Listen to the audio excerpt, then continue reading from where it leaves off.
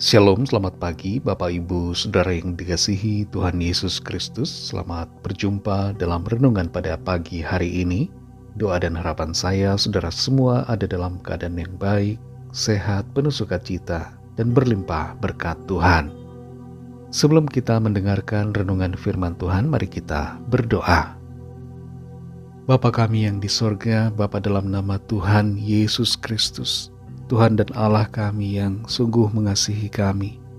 Kami bersyukur untuk berkat kemurahan Tuhan. Tuhan sudah melindungi dan menyertai kami dari malam hingga pagi hari ini. Di hari yang baru ini kami percaya Tuhan menyediakan perkara-perkara yang baik buat kami. Pada saat ini kami mau mendengar sabda kebenaran firman-Mu. Jamah hati kami Tuhan supaya kami mengerti dan sungguh mau taat melakukan kehendak-Mu. Dalam nama Tuhan Yesus kami berdoa. Haleluya. Amin. Saudara yang dikasihi Tuhan, ayat renungan kita pada saat ini terdapat dalam 1 Yohanes 2 ayat 1-2. Tertulis demikian. Anak-anakku, hal-hal ini kutuliskan kepada kamu, supaya kamu jangan berbuat dosa. Namun jika seorang berbuat dosa, kita mempunyai seorang pengantara pada Bapa, yaitu Yesus Kristus yang adil, dan Ia adalah pendamaian untuk segala dosa kita, dan bukan untuk dosa kita saja, tetapi juga untuk dosa seluruh dunia.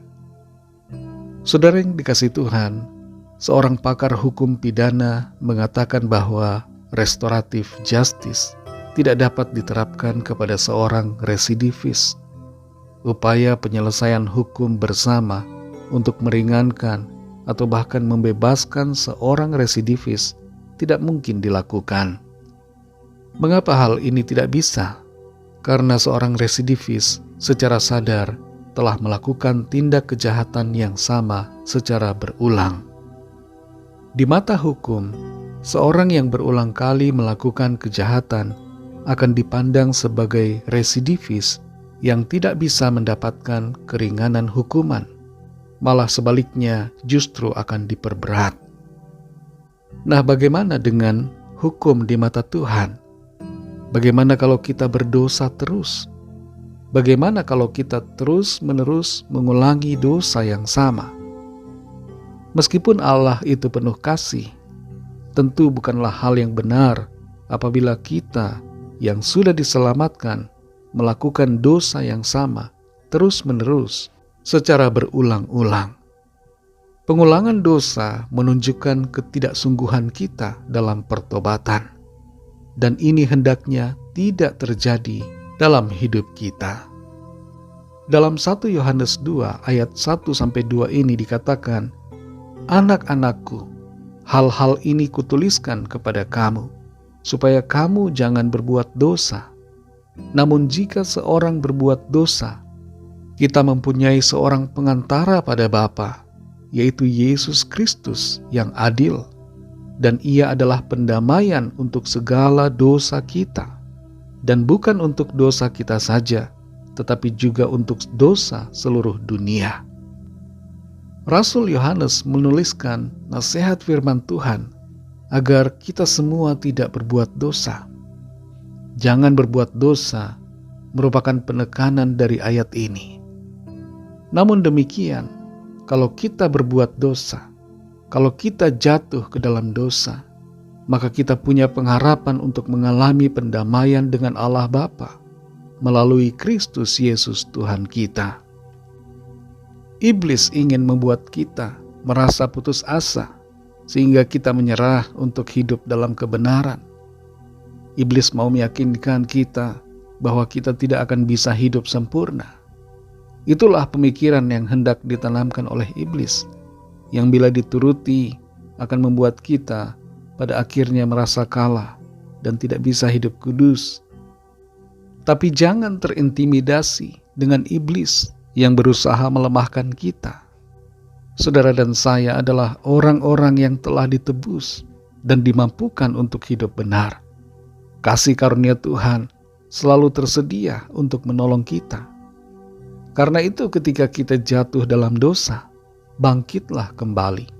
akuilah dosa kepada Tuhan, dan melangkahlah dalam komitmen setia untuk melakukan firman Tuhan. Saudara yang dikasihi Tuhan, adakah ada di antara kita yang pada saat ini sedang jatuh dalam dosa? Mari datang kepada Tuhan. Jangan putus asa, saudara. Masih ada kesempatan buat kita untuk mengalami pengampunan-Nya. Jangan menyerah dan jangan berhenti untuk hidup dalam firman-Nya. Jangan merasa tidak bisa. Kita pasti mampu, karena kekuatan Roh Kudus dilimpahkan dalam hidup kita, sehingga kita mampu hidup dalam kebenaran-Nya. Mari kita berdoa. Kami bersyukur Tuhan untuk firman-Mu yang sudah kami dengar pada saat ini. Kami menyadari bahwa kami masih memiliki kesempatan pendamaian yang dari Tuhan. Oleh kuasa darah-Mu kami diampuni. Oleh kuasa darah-Mu kami disucikan.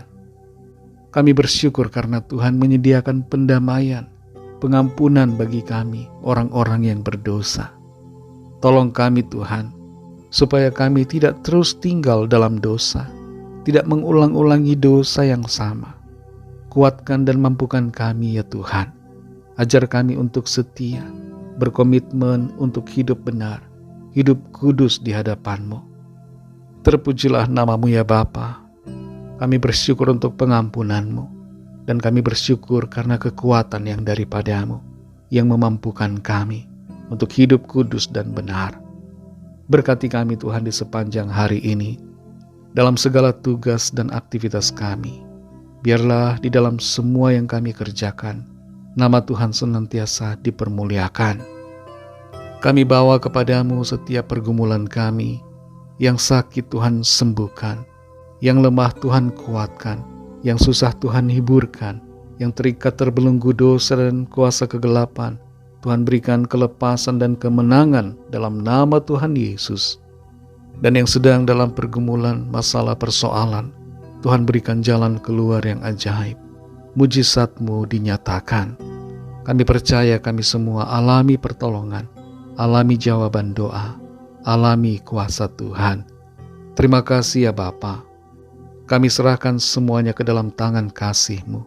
Dalam nama-Mu yang kudus, nama Tuhan Yesus Kristus, kami sudah berdoa dan mengucap syukur.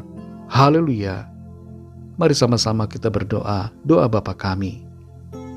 Bapa kami yang di sorga, dikuduskanlah nama-Mu, datanglah kerajaan-Mu, jadilah kehendak-Mu di bumi seperti di sorga.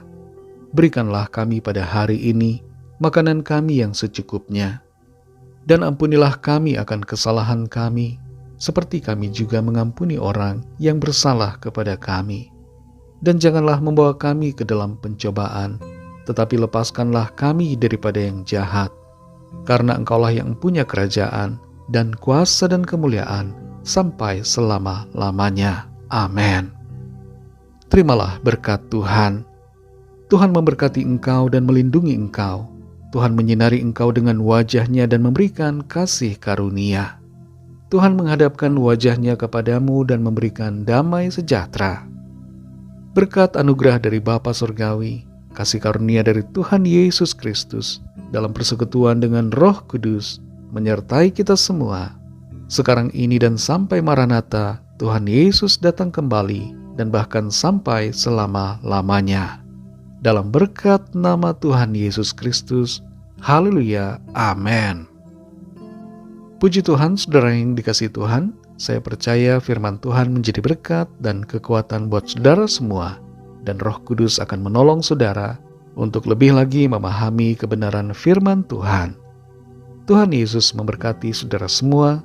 Sampai jumpa dalam renungan yang berikutnya. Haleluya.